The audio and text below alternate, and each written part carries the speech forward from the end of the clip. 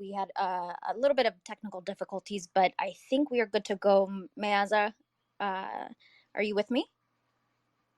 Yes, I am. Yes, I am with you. I'm sorry for the delay too. Beautiful. No, it's okay. It's okay.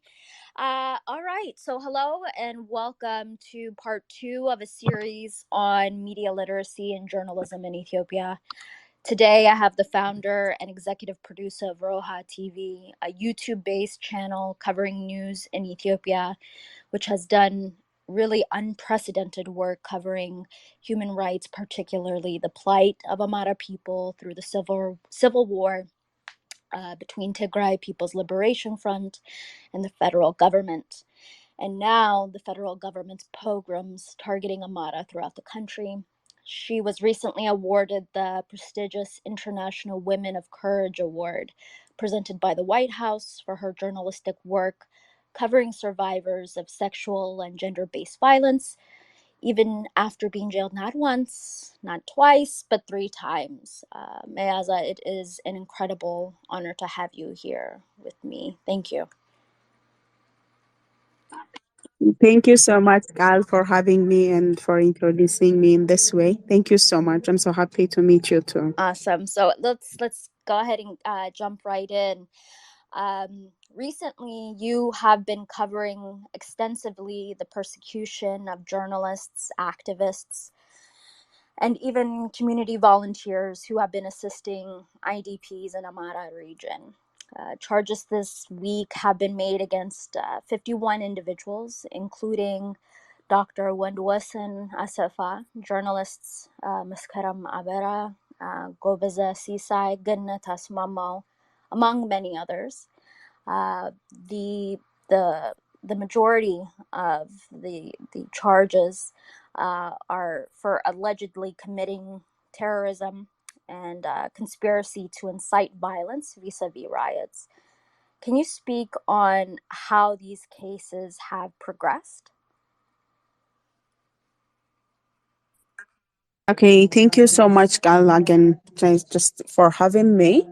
So, as you said, there are 51 Amharas who have been charged for committing terrorism. Actually, most of them are, journalists and can you listen? Is that clear? You can hear me, You're I think. perfect. Yeah, no problem. Hello? Do I lost you? No. I can hear you. Can you hear me? Hey, Kyle. Hello? Yes. Can you hear me? Yeah, now I can hear. Is that clear? You're My perfect. my. Yes. Mhm. Okay. Okay. So as you see, there are 51 people who are charged for committing terrorism acts. And actually, not 51, there are more than 51.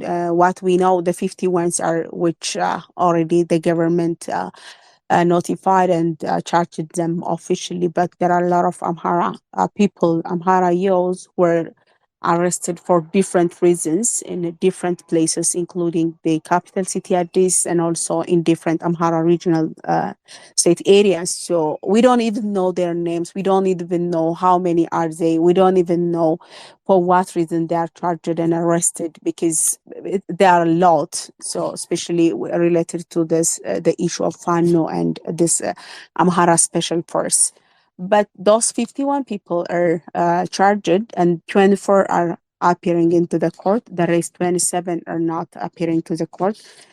Some of them, including Ato Getachew Bayena from Magar Media. Most of us know him for covering different issues in Magar Media and also in working different IDPs and supporting the people of Amhara. I personally know him. We worked together with the Amhara Emergency Fund. So those 27s are from different areas. They're not appearing to the court. And also there is another record which is for 38 years from Amhara people again, and from Amhara regional state and from Addis Ababa, those who are really who are really suffering for different tortures. I saw them within my eyes. I listened them in the court what they are passing through. You cannot imagine in this 21st century. You cannot imagine such kinds of tortures. So I'm trying to cover and report what they are speaking in the court, what I saw in the place they are arrested. Most of them are in Addis Ababa police, and also some of them are in federal police.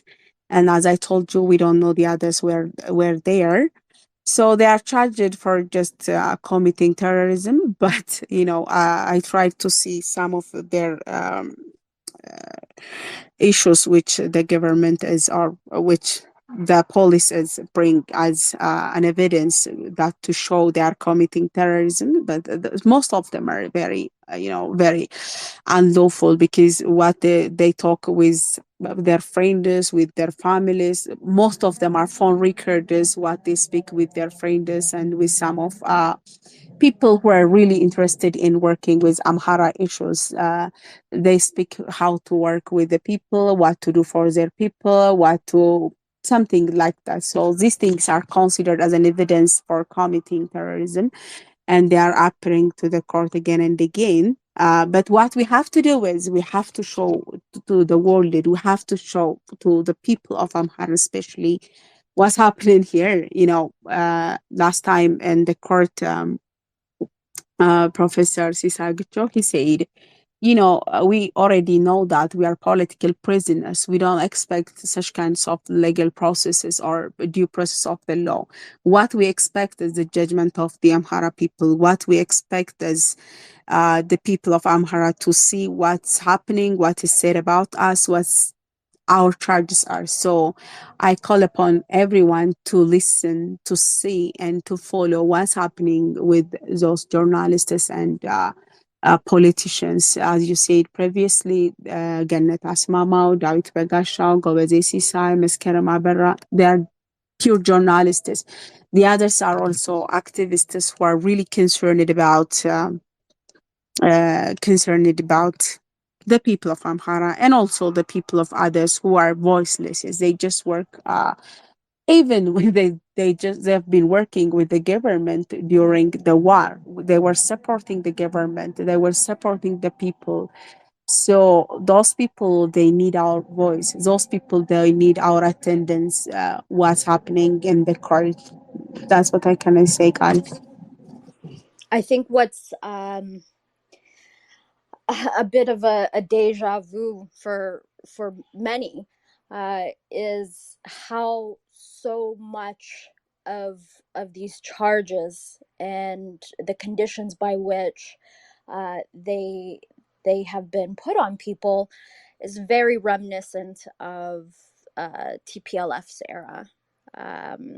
What began under Abi's Prime Minister Abiy Ahmed's term, it was considered, a great renaissance for press freedom, for media, for journalism. And essentially, it seems like what we're seeing is a regression to Wayane era suppression, persecution, particularly on the charges of quote unquote terrorism. Can you speak about the parallels? I know that you may not have been a journalist during that time, but um, what are the parallels between the previous regime and the the legal framework by which the current governance is ledging or hedging these charges against people?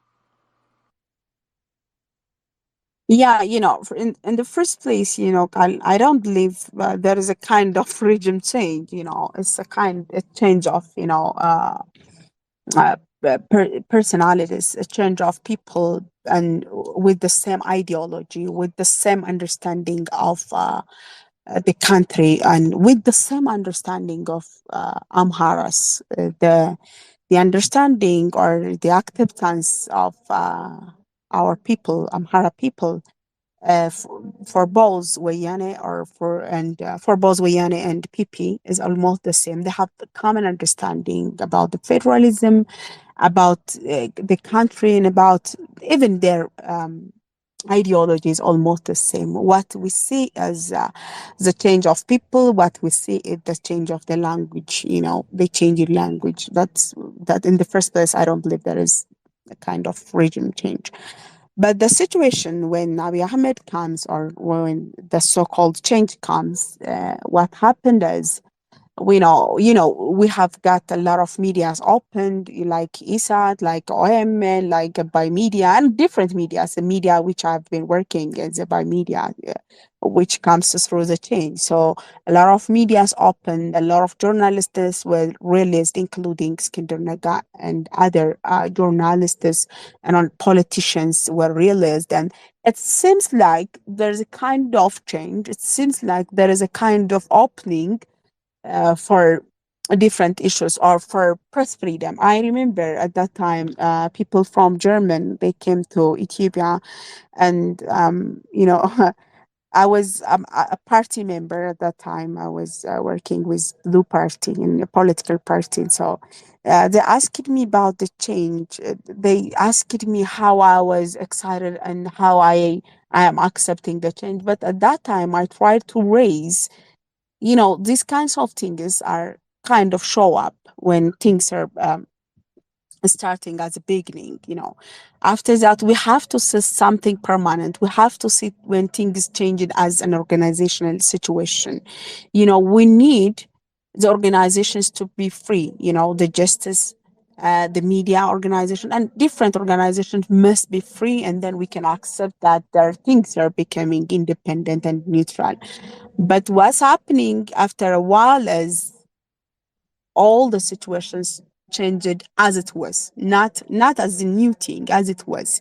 TPLF or Wayane have been doing a lot on different politicians, different journalists. We don't even have, journalists who report, in a neutral way. Neutral reporting is were not available. So at that time, we accept Abiy Ahmed, most people accepted Abiy Ahmed as a change, or as the person who's trying to change the situations. But he was from EPRDF, and then I don't expect a kind of change like this. But after a while, media started to close, journalists were arrested, including me, during the war. There was a command post, so people were arrested. I was arrested 3 times in a year. I remember 3 times in a year. All the charges were related to my reporting, is related to my work. Even if they charged me as a terrorist who was working with TPLF. And again, now they collected bunch of journalists, including the people whom I called before, like Gobezi Sisai, Karam, and some others. They charged them as a terrorist. When people ask them, or when different international communities ask them, we didn't charge them because they are journalists. We charged them because they are committed in terrorism activities. Even there is no one who is who has contacted with TPLF. They never asked or charged people as working with a TPLF or with Shani or some others, because actually TPLF is almost removed from the list of terrorism, but Shani is still in the list. I think I'm not sure. So for me, at least, they tried to link me with TPLF and then charged me working with a terrorist group. But if you see the charges, there is no kind of issue that they raise, even working with some other terrorist group.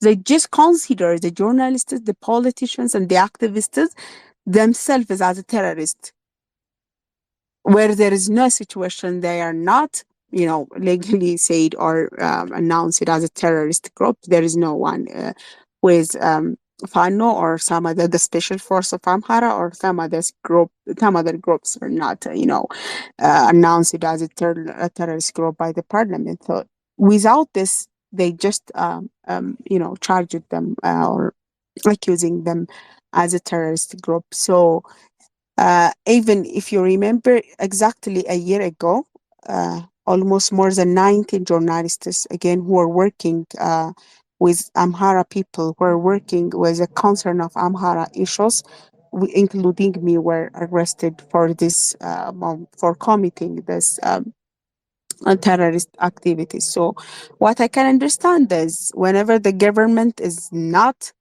wanted to listen what you are speaking or what the truth is happening, what's happening in, especially in the people of Amhara, they just collect and gather you in the prison, and then when situations are changed, they release, and then this is happening. But those people, those journalists, those politicians and activists are, they have their own family, they are working, they have their own jobs, and they lost all things at the back end. They are suffering for the sake of people. I think what's incredible about your capacity to cover, what will be, I don't know if these will be, will manifest into proper trials or what, but in your capacity and access to be able to cover the persecuted and the prosecuted will be, of course, your own personal testimony of having been jailed by the state. The first time you were arrested was under the edict of the state emergency under the war, which essentially gave the federal and regional governments capacity to conduct indiscriminate mass incarceration. Some from that time are still being held. You weren't charged that first time, and you were held for 40 days. And for me, when I think about that, I I really am curious about beyond even the broader scope of the conditions, but how you are doing. How are you okay? I can't imagine how traumatizing that must have been, and what conditions were like in your treatment. How Uh, was that time? And as a mother, as a wife. yeah, that situations, actually that's the worst time that I ever had, because the thing that was happening with during the war, there were a lot of rumors, there were a lot of issues which were raised against me, because I was the one who was really just speak about the war, which I didn't support the war, because I consider the war just it was not led in the way it should be led, because it doesn't keep the interest of Amhara people, but Amhara people are sacrificing their life. Amhara people are sacrificing their children, but the government is not, leading the war in a way which should be led. That the way that they are taken as just to keep the government or to keep the prosperity's power, or clearly I was saying that to keep Abiy Ahmed's power. So I was calling upon to Amhara elites, Amhara journalists, Amhara politicians, in order to keep the people not to participate in the war unless and otherwise, if the war cannot be led by the people of Amhara or by the elites or the politicians. So some activists, some journalists was also advocating against me.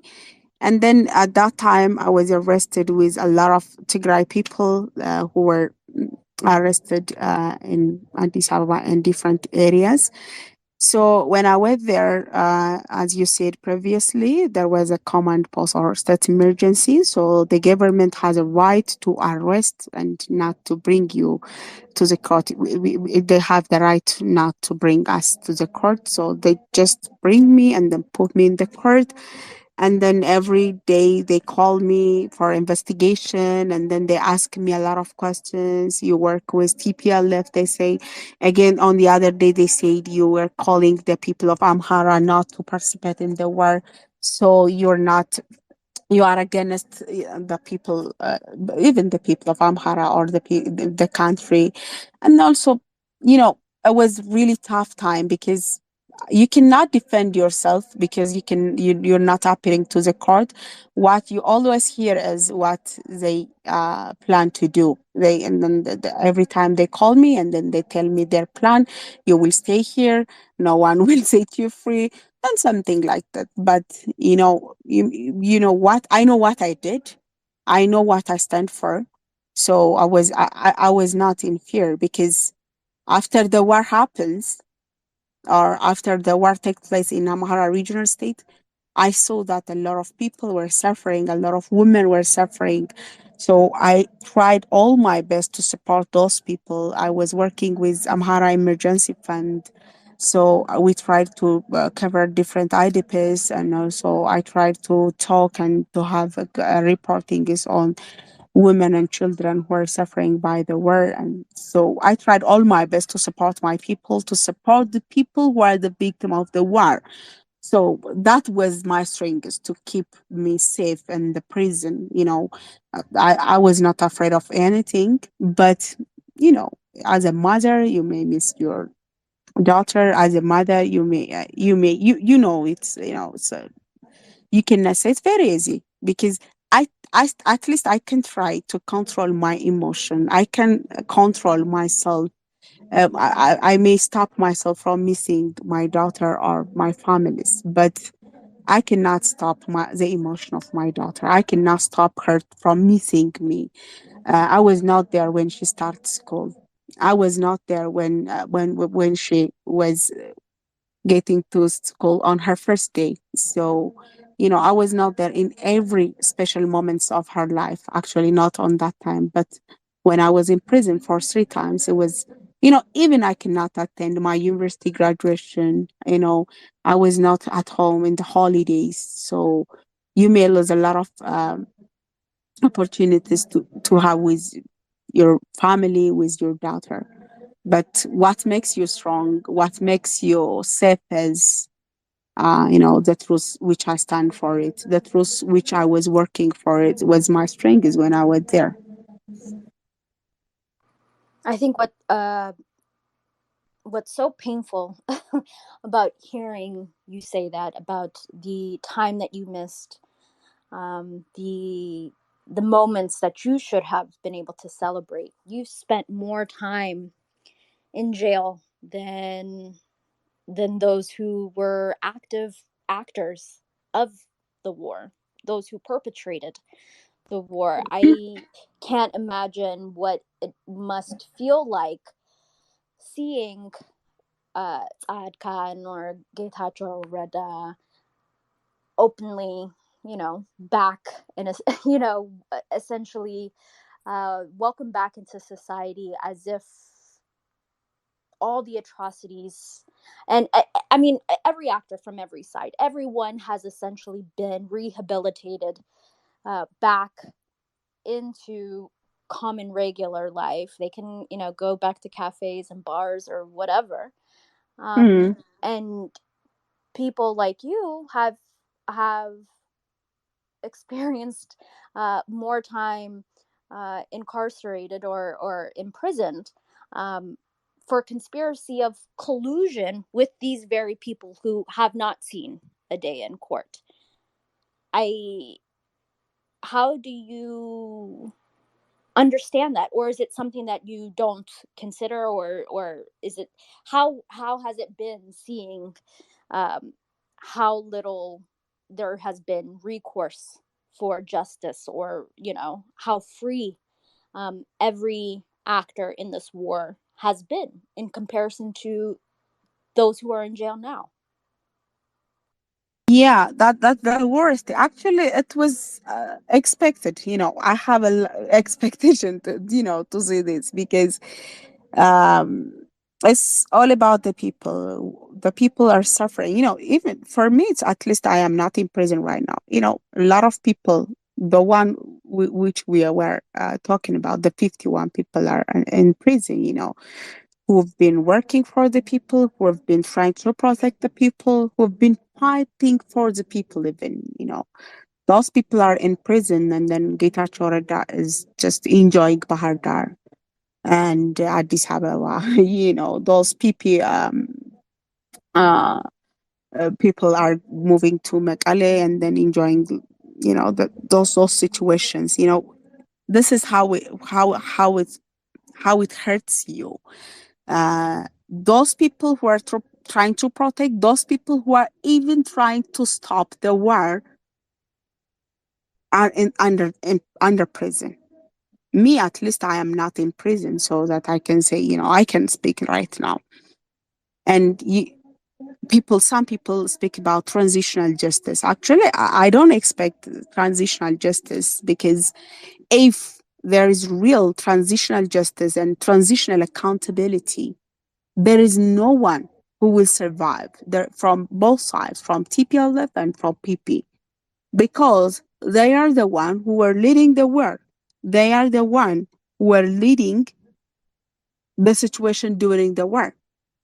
So if there is a war crime, if there is any kind of sexual abuse, if there is any kind of inhuman activities or unjust activities, they are the one who is leading the situations, including the war, including the bureaucracy and everything. So if there is accountability, the issue of accountability in transitional justice, no one can survive from both sides. So I didn't hear anything who is speaking about accountability, who is speaking about um, a transitional justice. You may have some kinds of transitional situations that can support people who are victims. I was listening about that. There are some kinds of issues raised in different areas. They are trying to compensate for people for both sides, from Amhara, from Tigray, and sometimes in some places in Afar, to bring some kinds of transitional justice, just to support for those victims. But in the case of accountability, no one is raising from both sides. They're not trying, and they're trying to just and calm the issue of accountabilities, because they are the one who will be accountable for every activities and for every criminal actions during the war or after the war. But the people of Amhara, the people of Tigray, even they are suffering even after the war. You know, people from in Alamt, they are suffering right now. They are in demonstration right now. Right now, when we are talking about these issues, even after sacrificing, after uh, all those situations happened, they are asking for their rights. We don't even know what will happen to Walqait, what will happen to Raya, what will happen to different issues of the war. Because in their agreements, they said these issues are not the issues of this agreement. These issues can be solved through the constitution, they said in Pretoria. So we don't even know. We may have another issue of war, not only the previous one, but also what will happen in the future is unknown. People are still suffering in IDPs. I'm not talking about the people of Walega. I'm not talking about the people who are displaced from Oromia regional state. I am talking about the people who are displaced from the northern parts of Ethiopia. They are still in IDPs. They are still asking for justice. They are still asking for peace in Tallamt, in Walqait, in Abergele, in Wagamra, in different regional in areas, Amhara regional areas. So in this situation, you can see how the government, I mean, the authoritarians are just hugging each other and enjoying the situations. Actually, I was not surprised. I remember when I was in prison, Sabat Begga was freed. people told me in the prison that some people come and told me, Sabat, that guy is free now, you are in prison. That was really paradox. I was charged for working with TPLF, and TPLF people were freed. That was a real paradox. I was not surprised for it, but still people are suffering, still people are asking questions, but those government bodies, those TPLF people are free. So looking this, watching this as a journalist or as an Amhara person, that's very painful. You know that. Right, and as someone who was a proponent of peace and dialogue, um, and considering how much you have, like you said, there's the genocide is multifaceted. It's not only those who were victims of the war with Tigray. Um, it it was also it's also now, as we're seeing it, those who are survivors or who haven't survived Walaga, and or even Addis or Shagat. But I don't want to get ahead of myself. What I do want to uh, discuss, though, is your work covering uh, women, um, and the toll of rape in the context of war, Mm. and what you saw and what you heard. Women are forced to be ashamed for crimes committed against them. So there's the psychological trauma, but then there's also physical. I spoke with doctors who worked in the recovery, and so many women and children, they developed fistulas, STDs, HIV. So it's psychological and physical. Um, what mechanisms have you seen that have been developed, uh, are in place to support them? Are they going to survive? And is the work being done to support and recover for them, for survivors of sexual and gender based violence? Yeah, the situation during the war was really, really tough and painful. I was trying, first time I started to cover this issues. I thought it was simple because uh, I thought if people, I just considered them like myself. If I face such kinds of issues and sexual abuse, if I were raped, so I can speak loud, I can speak for my right. So I was born and raised in the capital. I have an opportunity, to live in city and to learn and to engage in different situations. So I just consider them like that one. And when I go there and start to my job was really different and tough, um, those women, those children who were raped and who were victim, uh, was not, volunteer to speak what happened or to speak for not only for me but also for their families or friends because they know how the society will accept it. They know how the society will see them after, right after they speak what happened to them, because they know where they are living. The social psychology that we have as, they reject the people who were raped, the women who were raped, not the person who did the rape, not for men, but it is for the women because they said she's the one who is raped by TPLF. They consider the enemy. They know their enemy, and if their enemy raped their children or his wife or some person, They say she is the one who is raped by the enemy. So she's one of them. They consider you like that. They reject you. There is a big stigma there. So they're not able to speak what's happening or what happened to them. So what I was trying is just to have a time with them to speak different issues rather than the issue of the rape or some other sexual abuse. I started to become their friends, and I tried to to make them feel free to speak like a family, like a friend.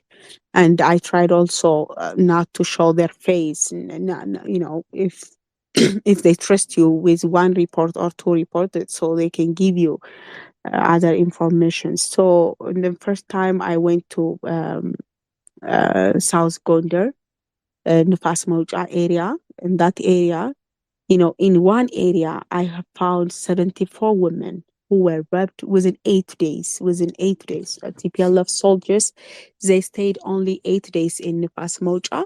So I found 74 women, which they tried to speak, or which they allowed to me to know their name and to speak with them. You can imagine how many women and children who are not speaking, who are not still known. So from those 74 women, I tried to speak or to have an interview with almost 45 ones. And also working with Amhara Emergency Fund, we tried to bring them to Bahar Dar Hospital, and then to give a medication and also to have a taste for HIV/AIDS and different pregnancy issues. This one is one area. And if you go to in northern part of Gondar, like the areas in Debark and some other areas, we also found more than 45 and more than 45 women who were able to speak with us. And also in Desi, Sakota, in different areas, it's literally a lot of women who tried to speak with us, who we covered with interview and some other medications. So those people, those women, those children, most of them, they were affected by HIVs. And also, I have found a lot of women who are pregnant due to the rape. And then because of that pregnancy, they were supposed to move from their families, and because if they saw, or if their families know that they're pregnant from those soldiers or TPLF soldiers, they know that their families would not accept them. That was a social psychology they were living, and it was very tough for them to live with their family. So most women who are pregnant were, flee from their family. So the situations were really tough, and still after the agreement, after the situations are, changed, even after the peace come, nobody is treating them, nobody is watching them. They don't get kind of serious treatments, not also medication. They need also psychological treatment. They are under trauma, they are under stigma. Even their families didn't accept them. So as I speak before, whenever you speak about transitional justice, whenever you raise about accountabilities, you are talking about this woman. There are a lot of government officials who are supposed to be charged for these crimes, because they are the one who is leading the war. War crimes, sexual crimes were led by these politicians, but no one asked them. That's why I'm really frustrated when I see the government official from both sides enjoying the peace, enjoying the situation. Those women, those children, still suffering in IDPs, still suffering in their homes. I know a person from Dawarg. She's a wife of a priest. She has 7 children. I have the video with me. I speak to her. She has 7 children. Her husband is a priest, so he cannot live. She was raped with a lot of soldiers, not one soldier, not one TPLF soldier, 5 or 6 soldiers raped a mother of 5. And her husband is a priest. So what he can do is he left her, because if he stay with her, if he's gonna stay with her, he cannot continue as a priest. He cannot be accepted. So what he can do is he just left her. She don't know where did he go. She is supposed to raise her children alone after all those situations. It's She unreal. cannot, yeah, she cannot Right. treat herself. She cannot, even get out from the trauma, but she is really supposed to support her family after all those things happen.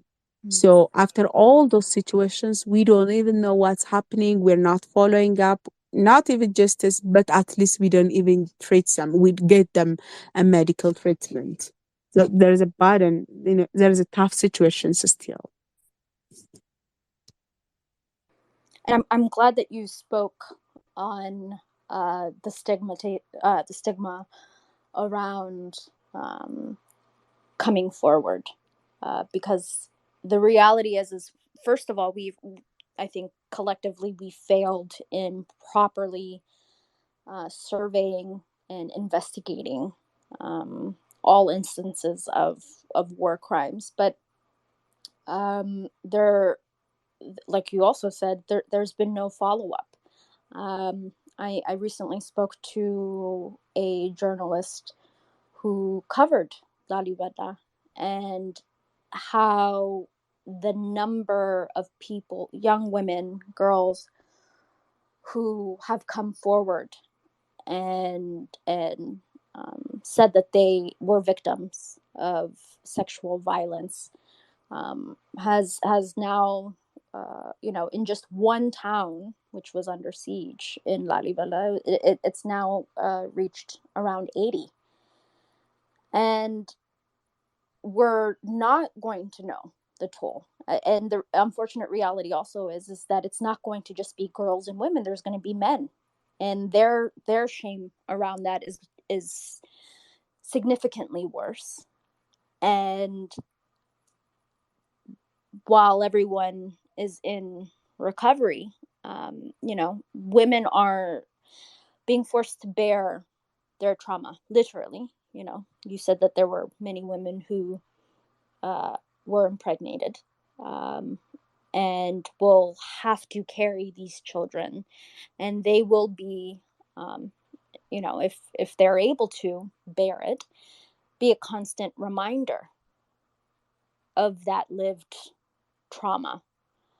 um, and many of these perpetrators are walking around. I That's something that is so uh, debilitating for me, the potential of trying to resume some sort of normalcy, and the fact that you could potentially run into someone who committed or perpetrated sexual violence, or just any other egregious form of violence or massacre, that you could very well be in a market and stand next to them, stand next to someone who may have killed your father or sister or mother or what have you. And I don't know how those stories will happen, and how that resumption of normalcy will ever come about, especially because it seems as though there's been no collaborative effort to safeguard people or rehabilitate them. Forget even justice, it's we're neglecting survivors. Mm. um I think another element that has gone underreported, but you have reported and investigated is the experience in Afar, um, and the condition of survivors there. Was it that you were able to visit Afar, or you were able to uh, advocate for people there, or were you able to interact with them at IDP camps? Yeah, yeah. I was trying to cover also with that one. Uh, they were affected mainly the three regional states. Speaking of the people of Amhara, Afar, and Tigray people, they were affected by the war because it was the area that the war takes place. So after I came back from US, I tried to move to Upper. I will have some reporters in Roha TV within 2 or 3 days. I moved to Upper. I'm trying to make reporters what's happening or what the situation after the war and after the so-called peace treatment. I say it the so-called because the treatment cannot be manifested on the situations of the people or the people who were the victims of the war.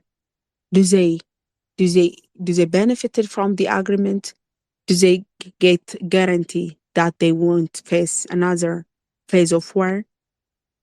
I'm not sure that can answer this all situations or this all questions. So the people of Afar are still, the survivors who were victims of the war, who lost their lives, who lost their children, during the war. Again, with this, the Amhara Emergency Fund, we try to move there and to support the hospitals, the Dupti Hospital, and the people who are in IDPs with medicines and foods. I saw them how they were, how they were victims, how they were um, in in a situation which was a frustrating situation. And after the peace and after the war ended, I tried to move there, and what I saw is really frustrating, really disappointing, even because there are a lot of people who are still in IDPs. There are a lot of people who are suffering from diseases. The climate in Afar is very hot, and in hospitals and in different organizations, uh, they have air conditioners even in hospitals. But in most hospitals, they don't even have air conditioners. And then a lot of children, a lot of people. Uh, Losing their life because they don't have even the minimum thing, air conditioners. Now getting medicine, getting treatments, getting psychological treatments, and those things are luxuries for them. Even they don't get food, even they don't get medicines, even they don't have enough air conditioners in hospitals and IDP centers. You can imagine in IDP centers with no air condition, with a high temperature. The climate is very high, very hot. So those people in IDPs are suffering with different conditions, including food and medicine. So I don't know when will be fixed. This thing is the war is ended, peace agreement is there, but the people who are victims are still suffering. So where is the benefit? Where is the manifestation of the peace? Where is the manifestation of the agreement? And who is the one to speak for them, to ask for them? While those politicians are visiting each other, supporting each other, there is a passion that we are watching right here. Some regional government, they go another regional government to give training, then to lead meetings and like this. This are a show up for me. But the people, as you said, in Afar, the people in Amhara, and the people in Tigray, I couldn't see there, but I can imagine what's happening there too. But I can I can speak about what I see. in Afar, in Amhara Genocide, there are people who are still expecting the manifestation of the agreement, the benefit of the agreement, the peace agreement. They need to get back to their home. They need to get back to their normal life. Why are people suffering in IDPs still? You know what? The politicians, they make agreements how to survive in their powers, how to keep their powers. As my starting point, the war from the very beginning was a war for power. And at the end of the day, the agreement becomes an agreement for their power, not an agreement for improving where the situation of the people or for just to answer the questions of the people.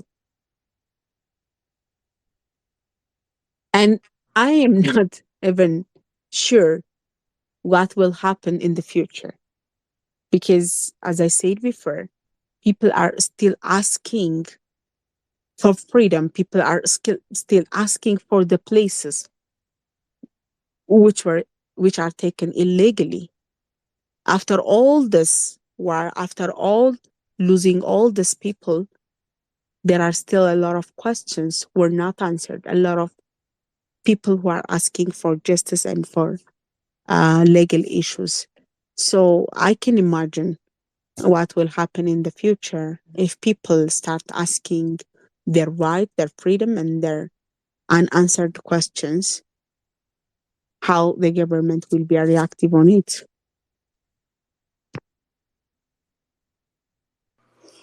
As one war has, allegedly ended, we're seeing a sort of different manifestation of war. Um, you just released a documentary covering the expulsion of non-Oromo majority Amara from Addis Ababa under a series of targeted programs under a development project of Addis, but more specifically, what's been quote unquote redistricted by the Oromia regional president, Shamilis Abdisa Shagar, or Shagar. Um, Thousands are now displaced throughout Amara region. One clip from your documentary has gone relatively viral, where you are interviewing a young girl who uh, was just expelled from her home. I have the link to the documentary that you produced on Roja. What can you speak to about these newly displaced people? What what are they saying that has not been covered? I mean, we're not it's thousands, and we're not really seeing much coverage. And I know that there was recently the Ethiopian Human Rights Commission report, but it seems very surface level, and I'm not sure if it would be an ongoing process of investigation. But that documentary that you did was incredibly eye-opening and heartbreaking. Really, it's children, it's women, it's families. Uh, what are they saying? It, it is it as coordinated as it really appears to be?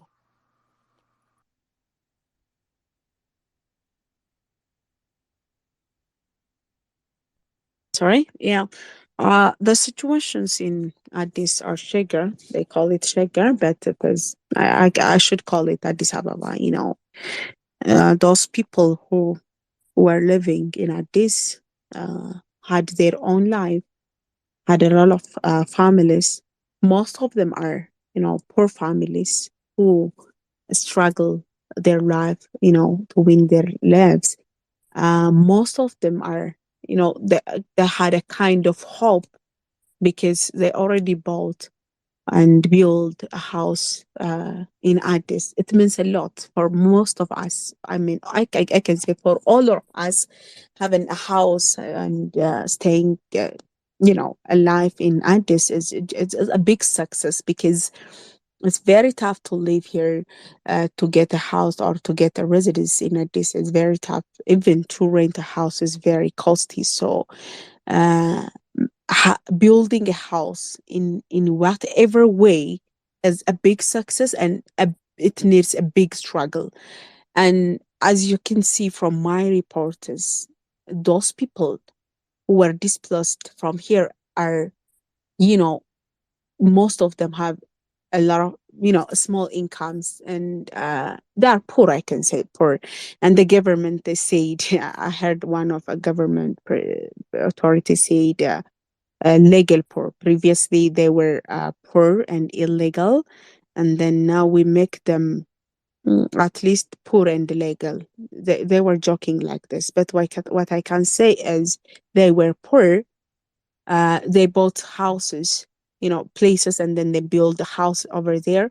And then most of them were known by the government, registered by the government officials. They have their own ID, resident ID cards, and they were paying bills for the government, like you know.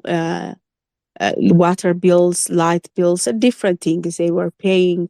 They were even contributing a lot of money for for the building that they were living around there, for the infrastructures. They were contributing a lot of money. But after all, what happened to them is, they considered them as an illegal person, even if the government says they are illegal. But the truth, what the people speak is because they are non Oromos. This is the very common thing that everybody should understand.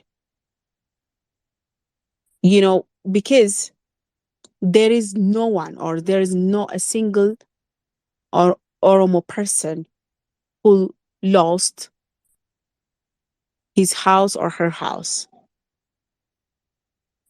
We cannot see that. Maybe there will be, but we cannot see. There are people who moved to different southern areas of the country, to Gamogofa, Arbaminch, and different areas, who are the person are from that area. And also there are another people who moved or who displaced to Gurage areas, like in Waliso or Welkite.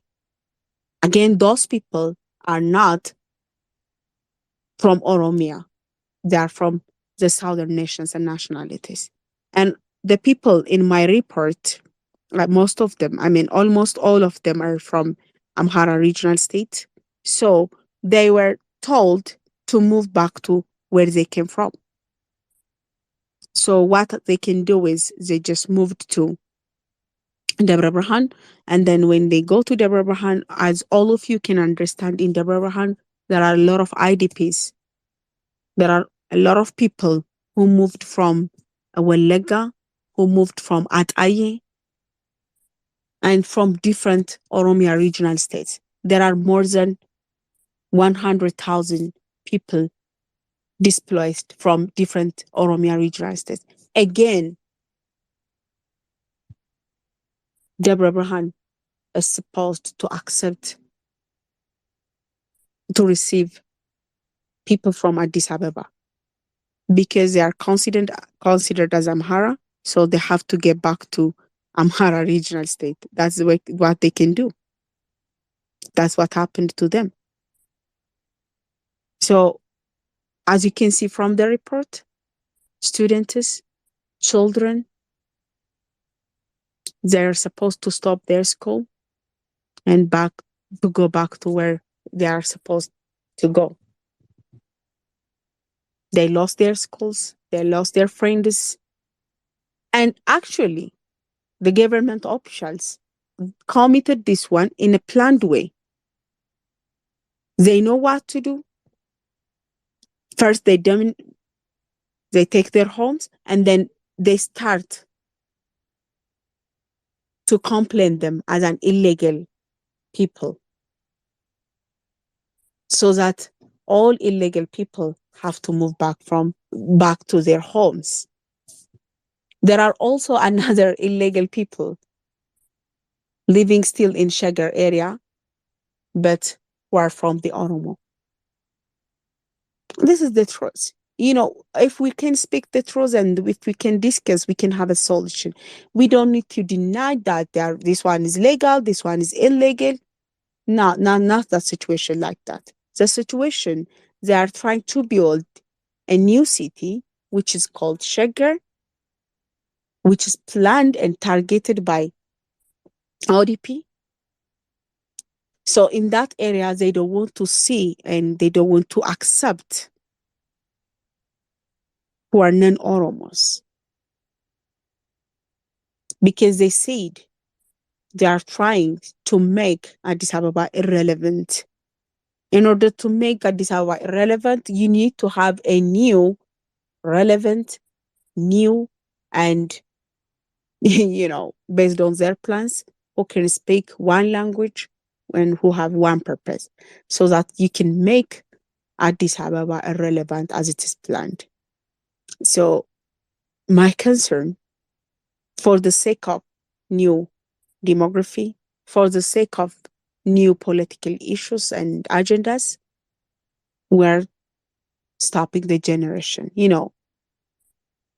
The generation is, we are trying, the government is starting to stop the generation right from here so that they can have a new generation that can have a new situation and new community.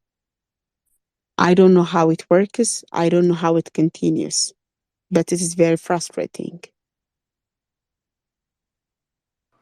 Well, it's also it's violent, Yeah. too, and it's by all standards of international law is against um, the right the right of people uh, to live as they are, and for, if there are supposed to be resettlements, that there's due process for how that happens, Mm. and it's, in this new sort of city, ideal city that's supposed to be quote unquote shagar. Mm.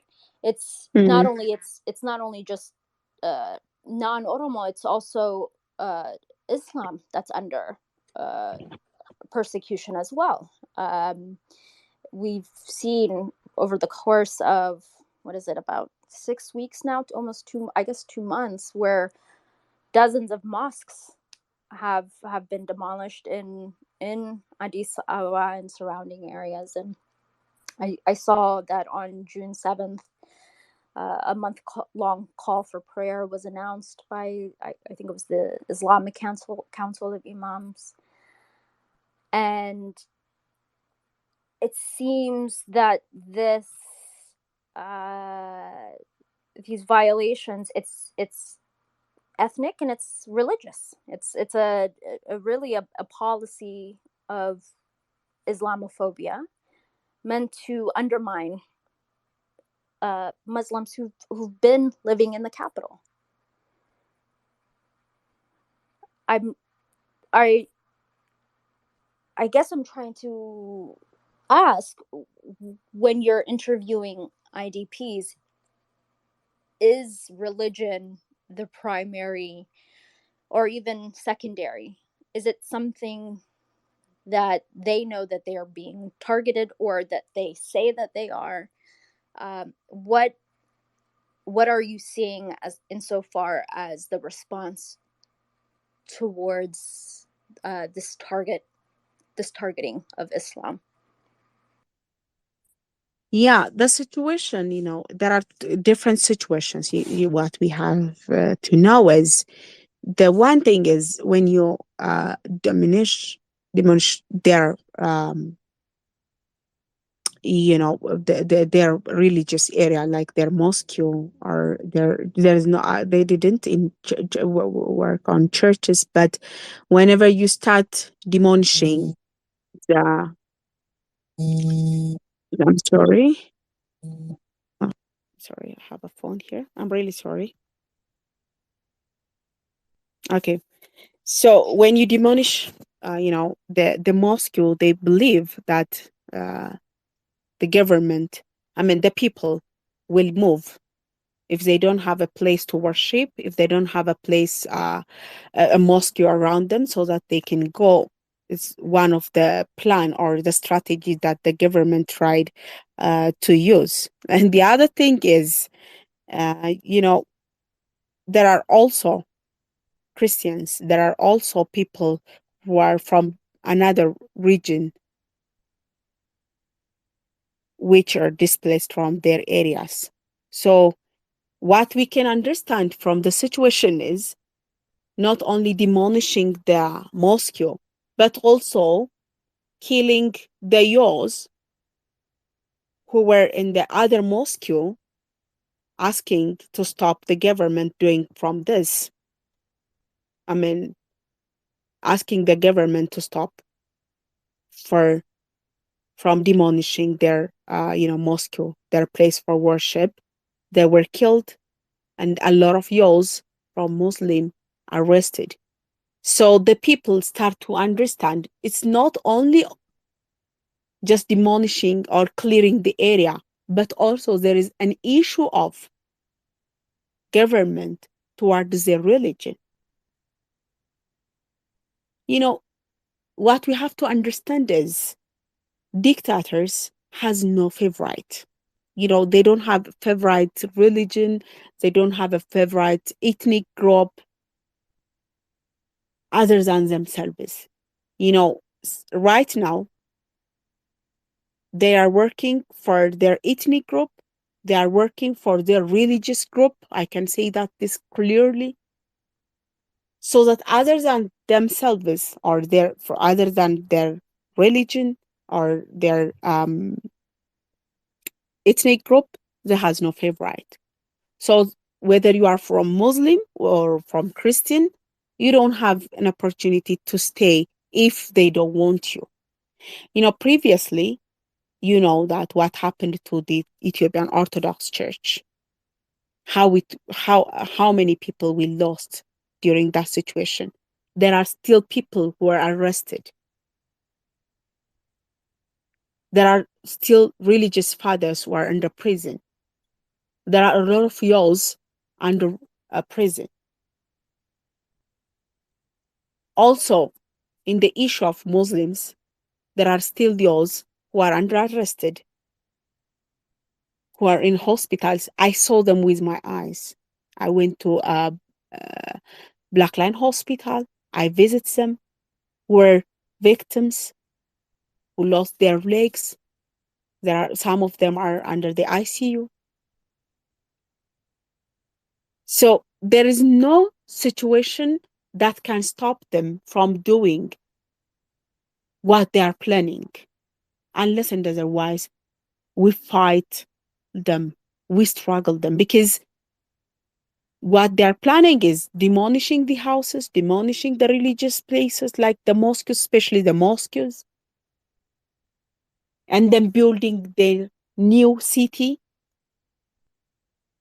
with new ideology, and then making Addis Ababa irrelevant, where no one consider Addis Ababa as a city or as a capital city.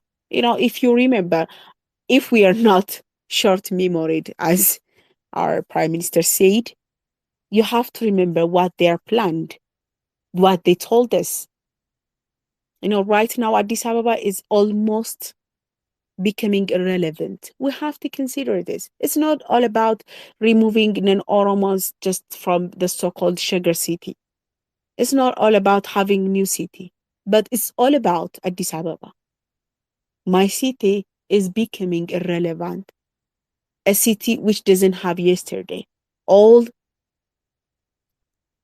our heritage, our yesterdays, our memories, our histories are demolished here by the so-called, uh, new city or something like that, by the so-called development or something. We don't have histories right now. Those heritage, starting from small things to the bigger ones, they are demolishing it. We don't have yesterdays, we don't have memories, and again, we don't have future. Last time I heard a report about Addis Ababa on BBC, it said after 10 years, we may not have a water to drink. We may not have water to drink. In Addis, we may not have water. If things continue like this after 10 years, within short period of time, Addis, the capital city of Ethiopia, the capital of Africa, may not have a water.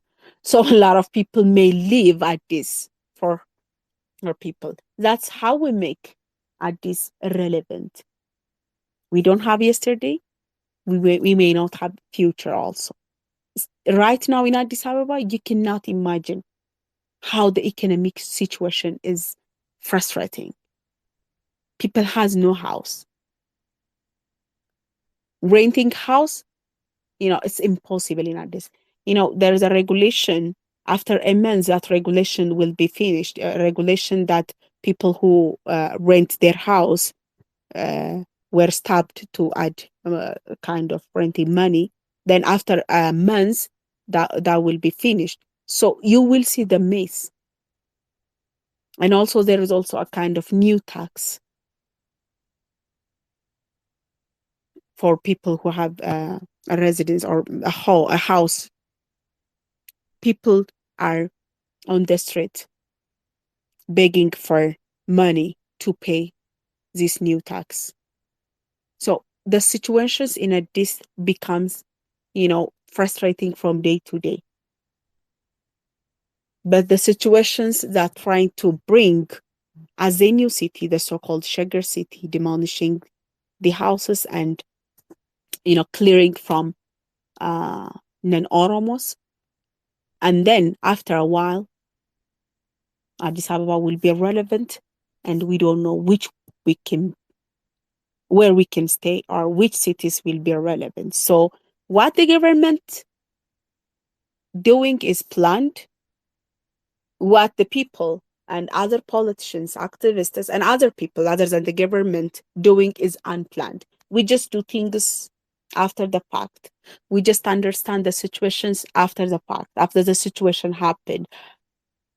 So it's very big difference.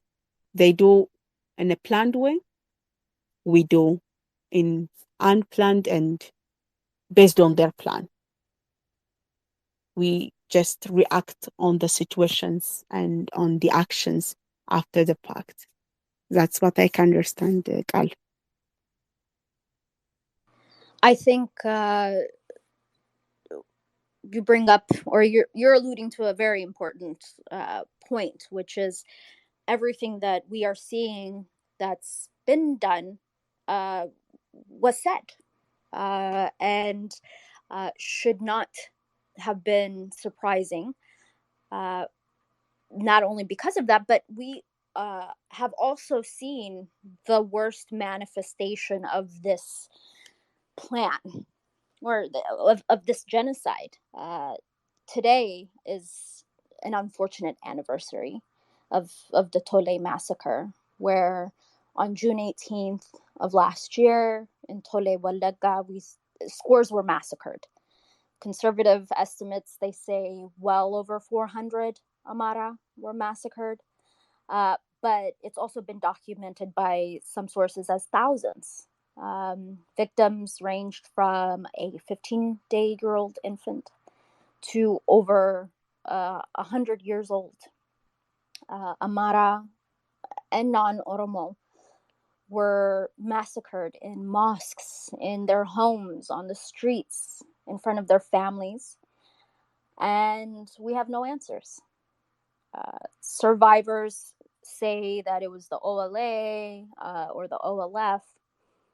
Uh, Recently, I saw that there was a report that was covering a sort of offshoot or imitation OLA that commits massacres, essentially, allegedly on behalf of the regional state.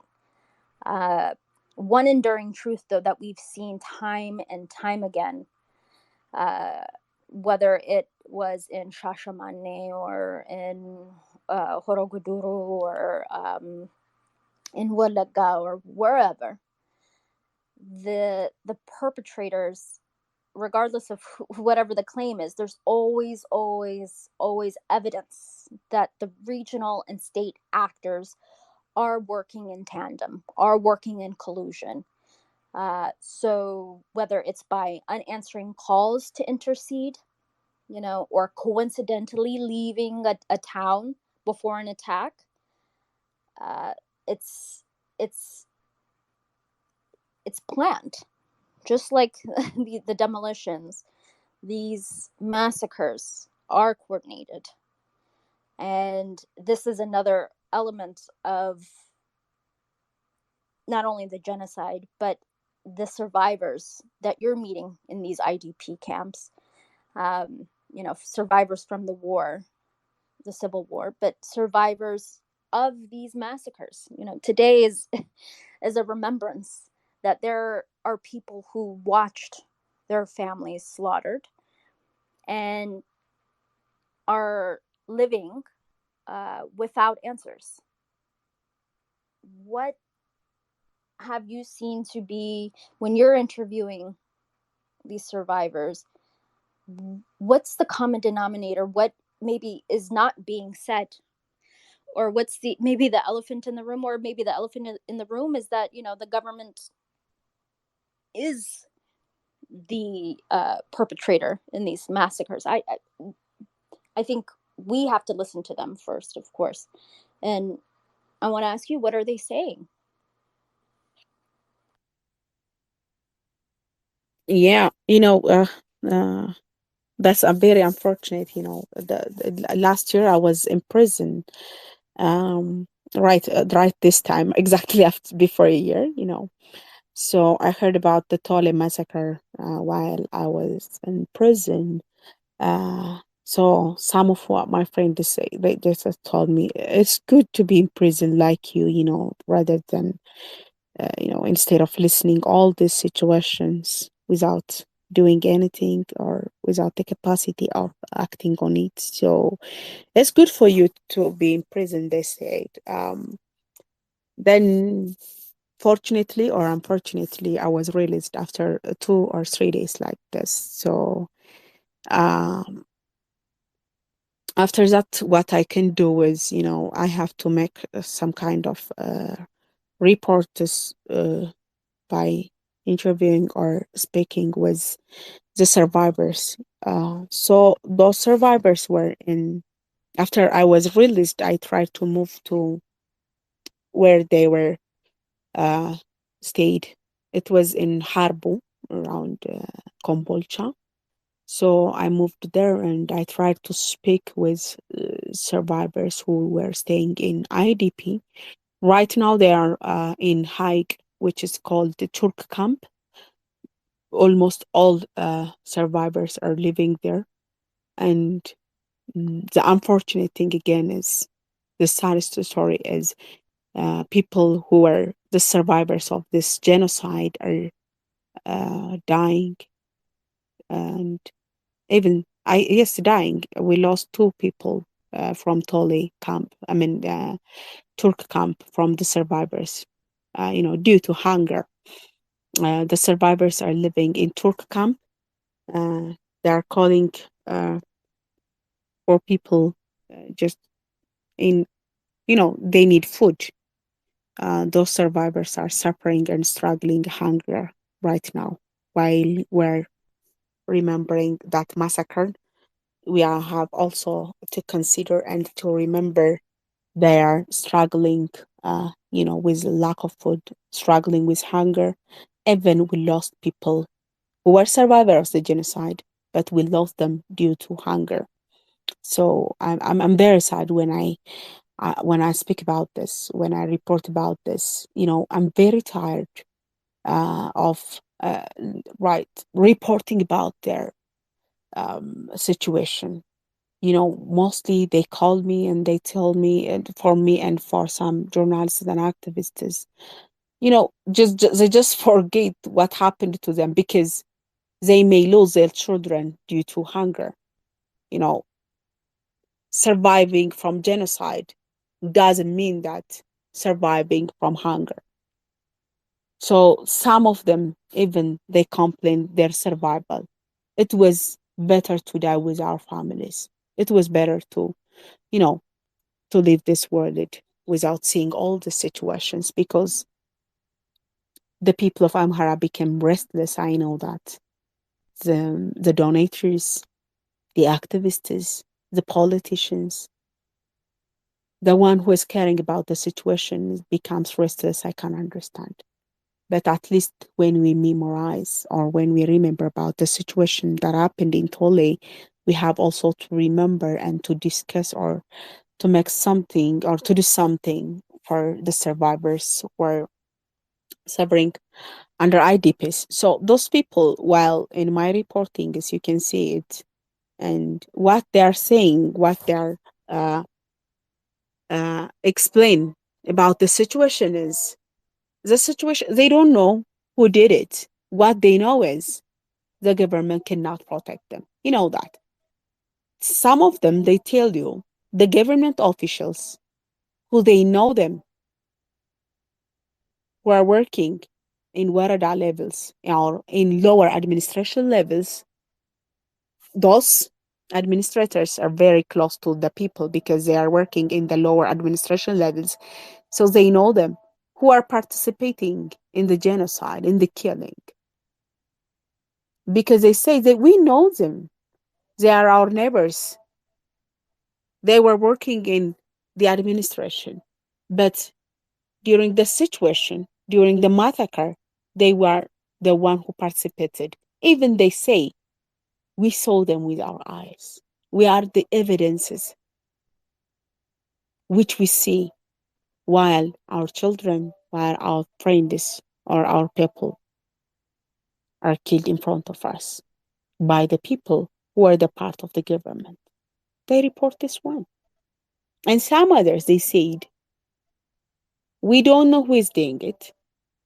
Some people may say Shane, or some people say OLA. Some people say even the government officials are participated in it. But what we can say is the government doesn't protect us. We told them. We called them. You remember the Shashamane situation? Most of you remember it, I know. What the Shashamane administrator said. He said, I called to the regional government before the situation happened. But what was the answer, if you remember?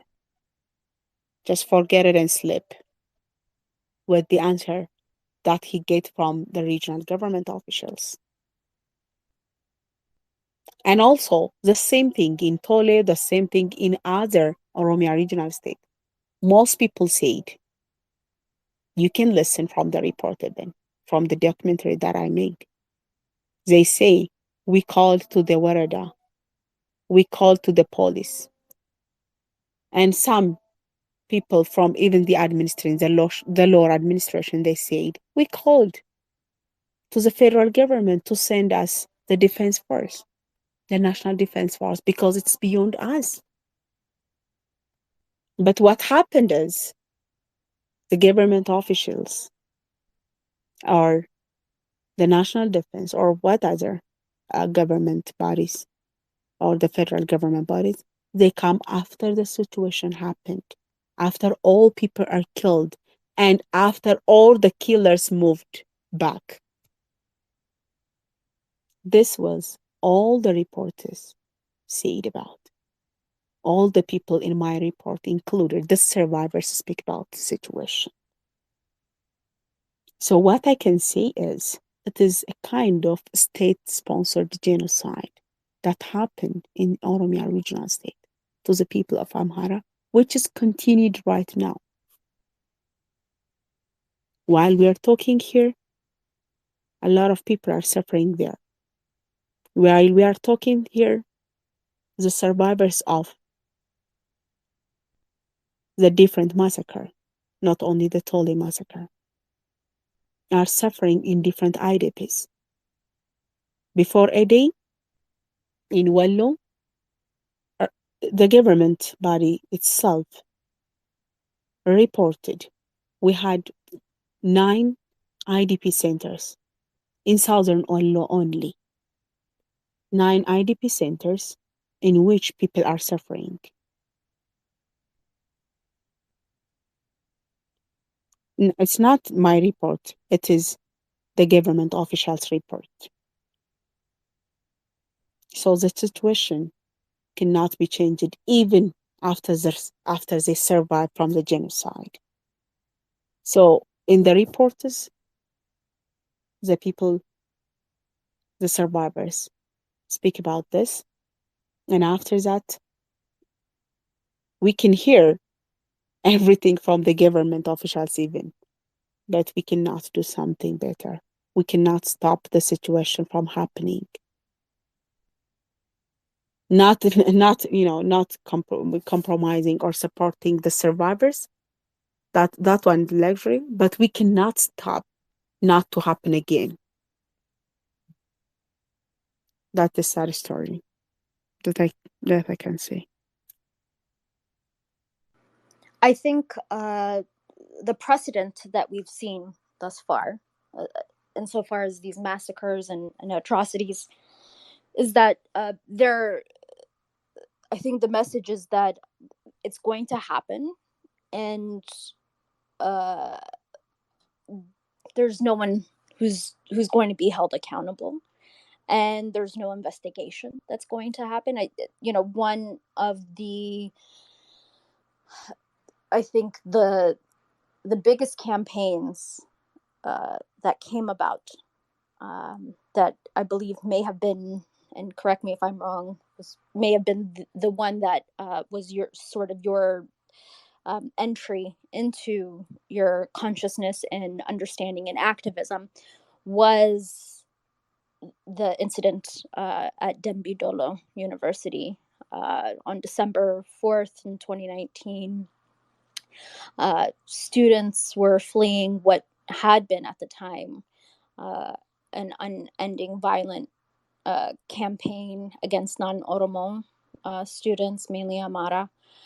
Um, a bus of students who were leaving the university uh, on the way to Addis. It was intercepted by Oromo militants. 17 were kidnapped, majority of them young women. One person was able to miraculously escape. Her name Asmara Shumie. Um, Even after the public outcry, and it's still it's a an element of which you still speak on, the bring back our students or bring back our girls campaign. Very little has been done by not only the government, the Human Rights Commission has not done anything.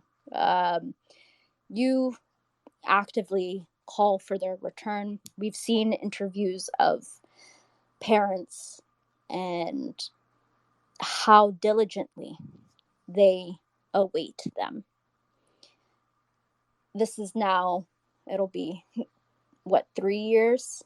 Uh, what has developed since 2019 that we're not aware of?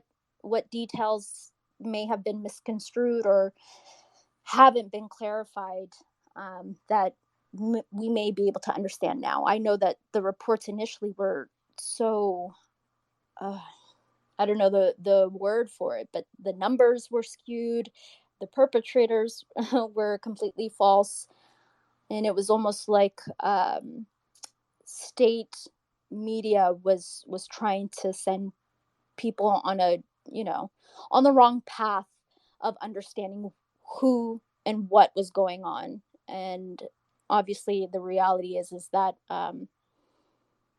we don't have them back, and we don't know where they are or if they're with us, if they're alive.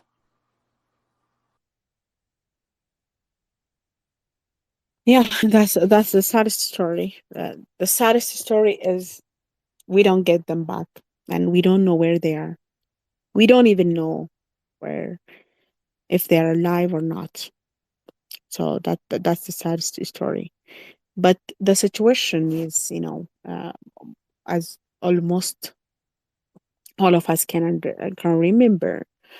by the time before the government start to stop the voices, we even heard the newses from the state medias, from the mainstreams, which are controlled by the state medias. The one who has escaped, she appears in Asra TV for the first time, I remember, and then we heard about it, and then there were different movements and demonstrations in different areas, especially in Amhara regional state, or in Amhara regional state areas in different places, including the capital, Bahardar, and different areas. So the government was okay with it, and they were trying to answer some of the questions. Even uh, they appeared to the media, and they said people were asking about 17 students, but I remember Mr. Nugusutlaun, he said not 17 students, but 21 students were abducted and then released, and they are safe. They get back to their families, and then something like this. And after a while, uh, they called the parents of this abducted students from they're from different areas, again from Gondar, Gojam, and Lalibela. So they were called to the palace, and then they were invited in the palace, and then they've been told their children are safe. They are under the hand of the government. Right now, they go back to the universities. If you remember, at that time there was a state emergency in Dembidolo area, which the university take place. So there was no telecommunication. So they told them it's because of the internet, and there is no telecommunication, so that we cannot communicate, or we cannot bring up your children through the phone. So, but they're safe, no worries. Get back to home, they were told.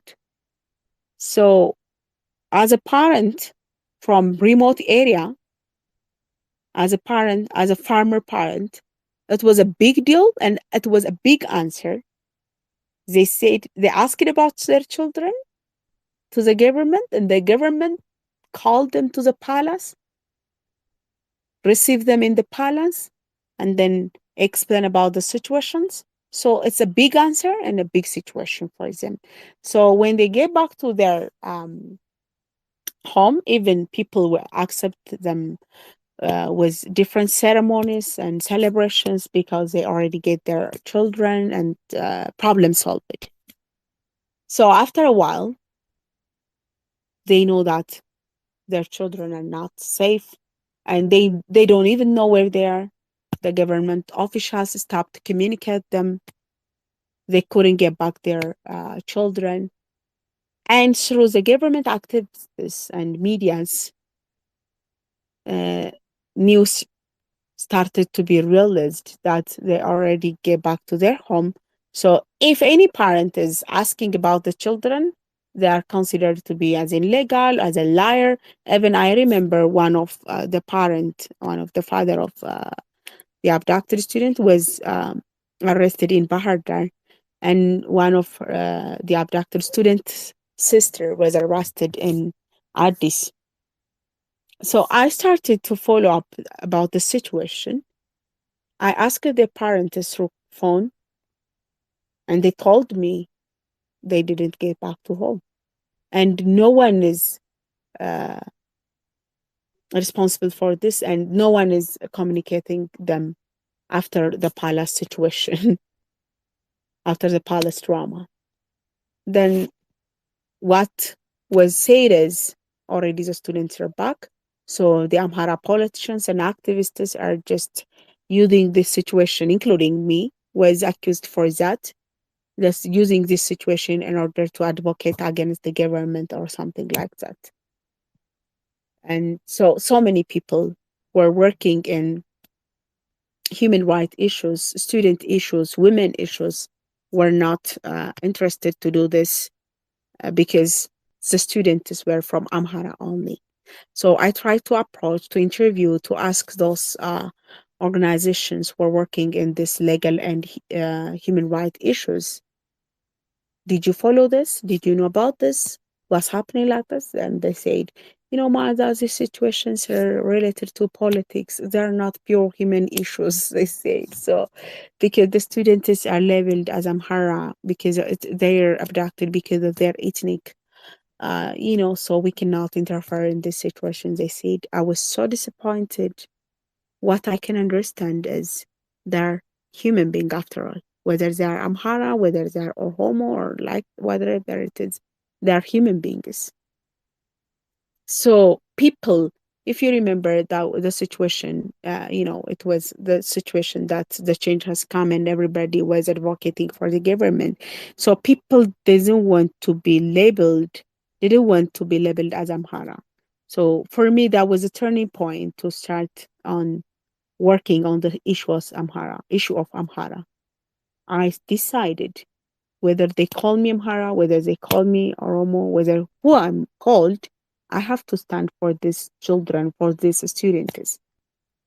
So the first thing that I have to do is I have to confirm and to show for people that the students are abducted for real. They didn't get back to their home. So what I started is just move to these remote areas and then interviewed their parents and write about and document about their background is, how they learned it, how they started education. Because this situation is not only about the 17 students. This situation is about the community. This situation is about as a large level of the society, the people of Amhara. I interviewed students in the places with the students abducted. They said they don't want to go to school because when they go to university, they will be abducted too. Why should I learn? They ask it, the children ask it. The mothers of the abducted students, they were afraid of sending the rest of their children to school. They stopped sending their children to school. So this is not only the issue of 17 students. It is a pure issue of the community, the pure issue of Amhara, because they were abducted.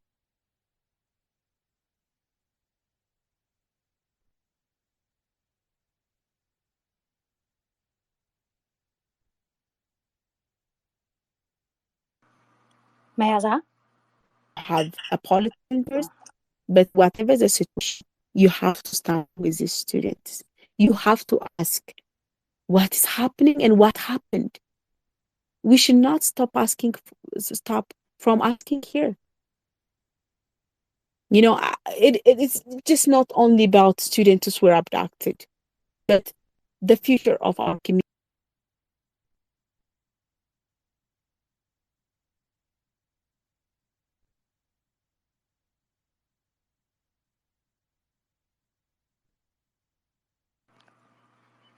Meaza? Stopped sending them to school. Whenever we are talking about the situations of the 17 students, we are talking about the community. We are talking about the political issues that are taking place in that area so that we can stop, at least in the future. So we have to ask the whereabouts, whether they are alive or not. Their parents are asking, at least we want to know. If they are died, we don't mind because a lot of people are dying every day, every single day.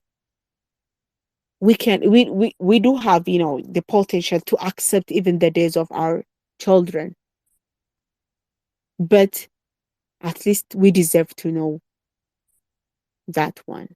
So we have to speak about this situation so that we can speak about the future.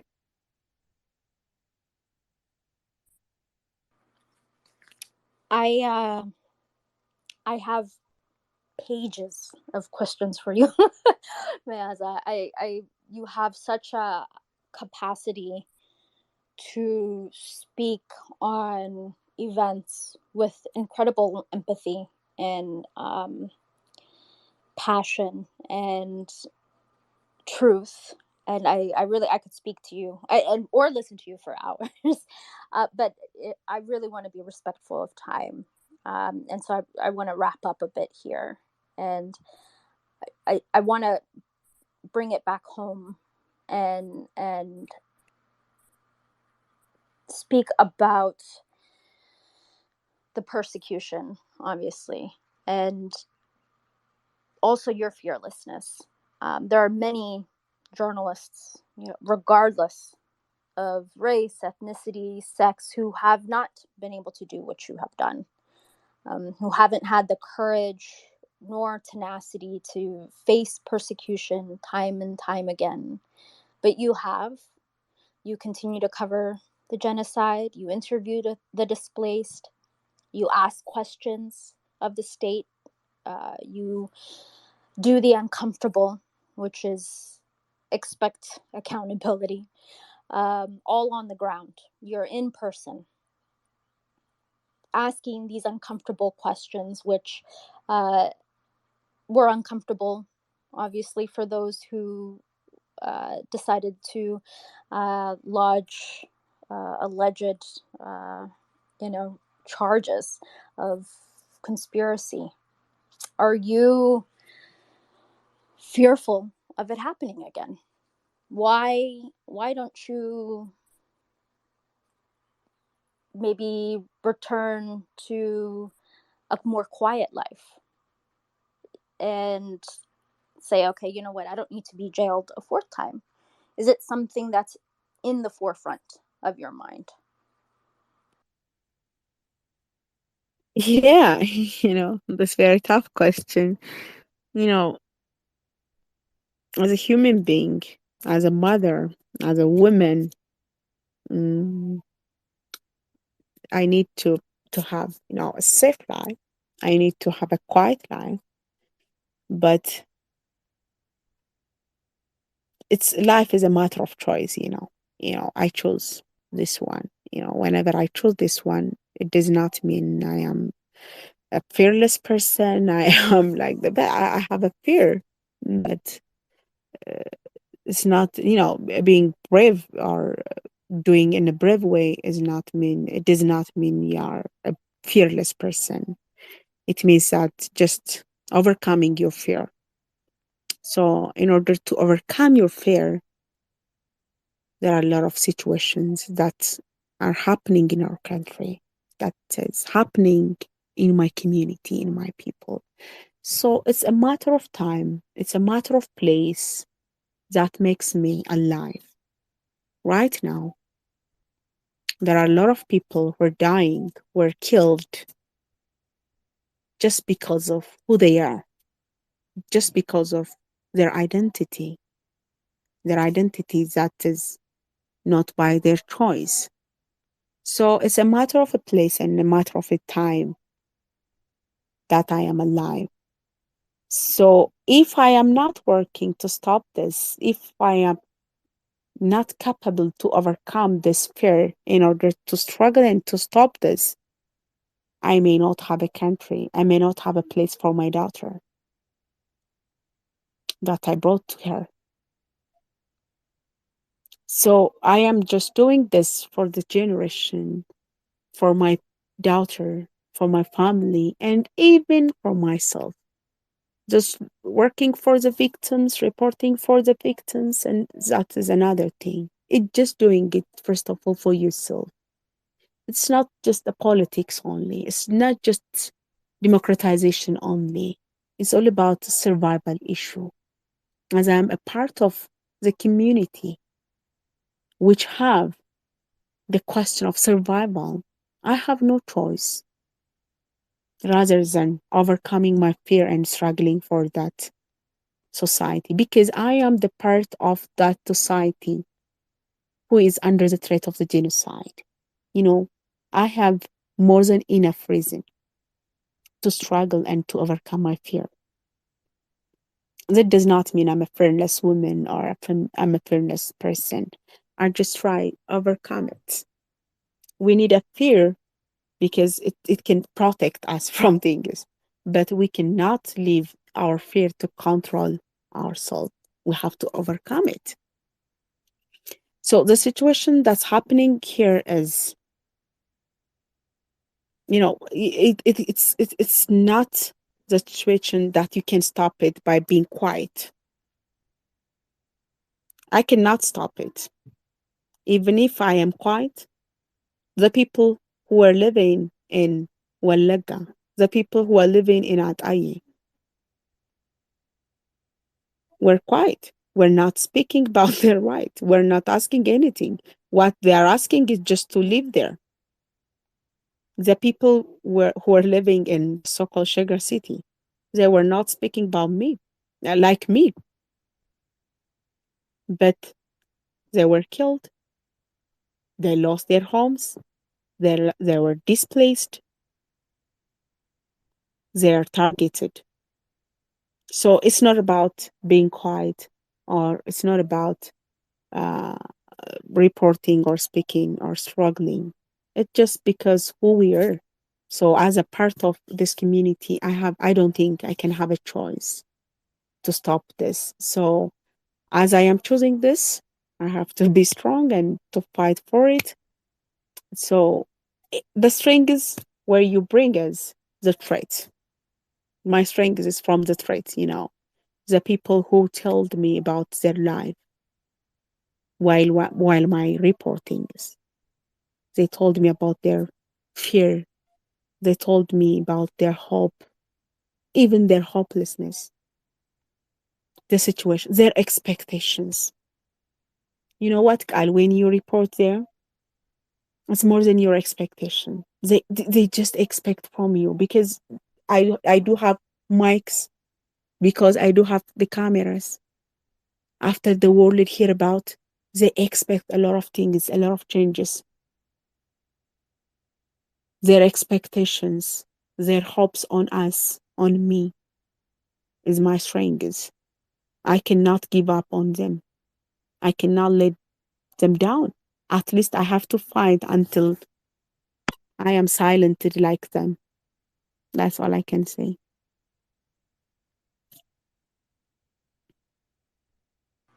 Meaza Mohammed, award-winning journalist of Roha TV, an enduring symbol of truth and courage. Thank you so much for your work and your time. For those who joined us and are listening, please, how best can people follow and support your work? Thank you so much, Gal, just for having me. It was a good discussion. And also, thank you for people who are with us. Thank you so much. Thank you. Really appreciate it.